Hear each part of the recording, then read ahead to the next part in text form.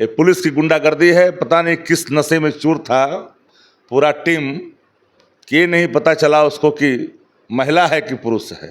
अरे कोई कानून टूटा है, कोई मामला है तो उसको कानूनी तरीके से देखी जानी चाहिए कि अधिकार किसने दिया, क्या अधिकार पुलिस को है इस बेरहमी से पिटाई करने का। जब अधिकार नहीं है तो शासन चुप क्यों? जहां पुलिस को दिखानी चाहिए दबंगई, वहां मान में घुस जाती है। पुलिस को दौड़ा दौड़ा कर पीटा जाता है और एक अबला पर हाथ उठाते हो। कानून ने इजाजत दी है क्या आपको ये काम करने के लिए? तो 1 बजे रात में फुलाते हो। कोई ऐसी घटना तो नहीं हो गई जिसको लेकर के 1 बजे रात में किसी घर में प्रवेश करके गुंडागर्दी करो? आपको कानून के हिसाब से काम करना चाहिए। कानून को अपने हाथ में लेगा कोई? एक ऐसा कानून का राज है भाई बिहार में। बिहार में तो कानून का राज ही नहीं है। बिहार में तो मानो कि गुंडा राज चल रहा है। और महिला को जो पीटा गया है वो पुरुष पुलिसकर्मी के द्वारा पीटा गया है। नमस्कार, मेरा नाम है मिथिलेश कुमार और आप देख रहे हैं द न्यूज हब। देखिए, मुजफ्फरपुर के साहेबगंज के देवरिया थाना प्रभारी ने किसी मामले को लेकर के रात के 1 बजे एक व्यक्ति के घर जाते हैं और इतना मारते हैं कि वो महिला जो है कि अपना अंग भी दिखा नहीं सकते हैं। इस मसले पे हमारे साथ बातचीत करने के लिए अभी राजद के मुख्य प्रवक्ता शक्ति सिंह यादव है।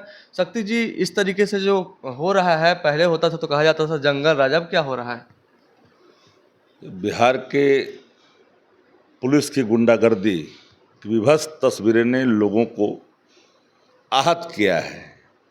रोंगटे खड़े हो गए हैं जिस तरह की तस्वीरें खुल करके सामने आई। मुजफ्फरपुर साहेबगंज के देवरिया थाना प्रभारी और उसकी टीम ने 1 बजे रात में एक मामूली विवाद के कारण उसके घर में प्रवेश किया और इस तरह से महिलाओं को पीटा कि शरीर के बाकी अंग दिखाने में लज्जा आती है। और इस तरह पिटाई की गई। ये मानवाधिकार का उल्लंघन है, पूरी तरह से रौंदा गया है। ये पुलिसिंग नहीं है, ये पुलिस की गुंडागर्दी है। पता नहीं किस नशे में चूर था पूरा टीम, कि ये नहीं पता चला उसको कि महिला है कि पुरुष है। तो शासन इस तरह की विवश तस्वीर को देख करके लज्जा क्यों नहीं आ रही पुलिस को? एसपी क्या कर रहे हैं मुजफ्फरपुर? पुलिस मुख्यालय क्या कर रहा है? मानवाधिकार का उल्लंघन होगा।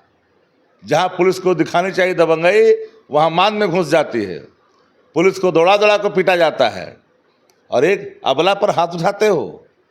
कानून ने इजाजत दी है क्या आपको ये काम करने के लिए? तो 1 बजे रात में फुलाते हो। कोई ऐसी घटना तो नहीं हो गई जिसको लेकर के 1 बजे रात में किसी घर में प्रवेश करके गुंडागर्दी करो? आपको कानून के हिसाब से काम करना चाहिए। कानून को अपने हाथ में लेगा कोई? एक ऐसा कानून का राज है भाई बिहार में। बिहार में तो कानून का राज ही नहीं है। बिहार में तो मानो कि गुंडा राज चल रहा है।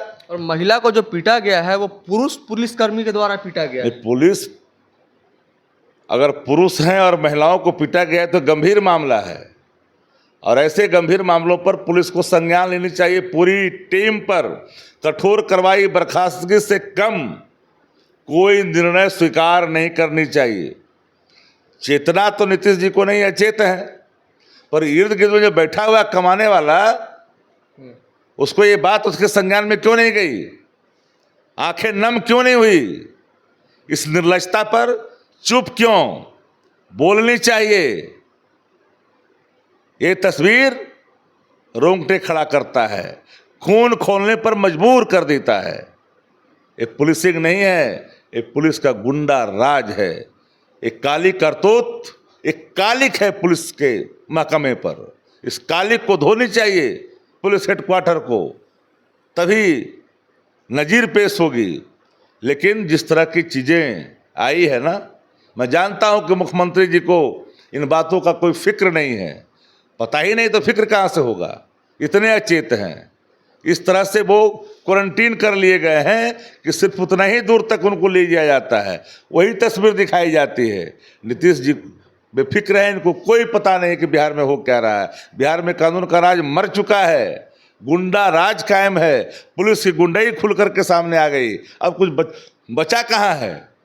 आम आदमी तो इस चीज को देख करके हैरान है भाई। एक ऐसी स्थिति बना दिया बिहार को। बिहार की आवाम इसे स्वीकार नहीं करेगी। इस मामले पर सत्ता पक्ष से अभी एक भी ट्वीट भी नहीं आया है कुछ। सत्ता प्रतिष्ठान अपनी कारगुजारियों पर ट्वीट नहीं करता, अपनी प्रतिक्रियाएं नहीं देता। चाहे जो भी कुछ हो, कानून का राज का मतलब कानून का राज होता है। कानून को अपने हाथ में ले, एक कानून का राज नहीं है। लगातार घटनाएं इस तरह से घट रही है। ये पुलिस का गुंडाई खुल करके सामने आ रहा है। मानवाधिकार क्या कर रहा है? मानवाधिकार को संज्ञान लेना चाहिए। गैर भाजपा शासित राज्यों में अगर हल्की सी खरोच आती है तो संज्ञान लेता है। अभी चुप है मानवाधिकार आयोग, क्यों चुप है? संज्ञान लेना चाहिए। वैसे थाना प्रभारी पर कार्रवाई होनी चाहिए। थाना प्रभारी को तो बीच चौराहे पर ला कर करके रखना चाहिए ऐसे लोगों को। ऐसे थाना प्रभारी को थाना में रहने का जीवन में कभी अधिकार नहीं मिलनी चाहिए। एक धब्बा है पुलिस पर, और इस धब्बे को पुलिस को धोना ही पड़ेगा। चुप नहीं बैठेगा विपक्ष।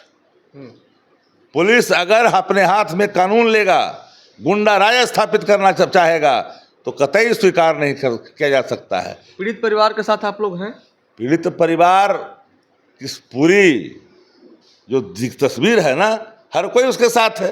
अरे कोई कानून टूटा है, कोई मामला है, तो उसको कानूनी तरीके से देखी जानी चाहिए कि अधिकार किसने दिया।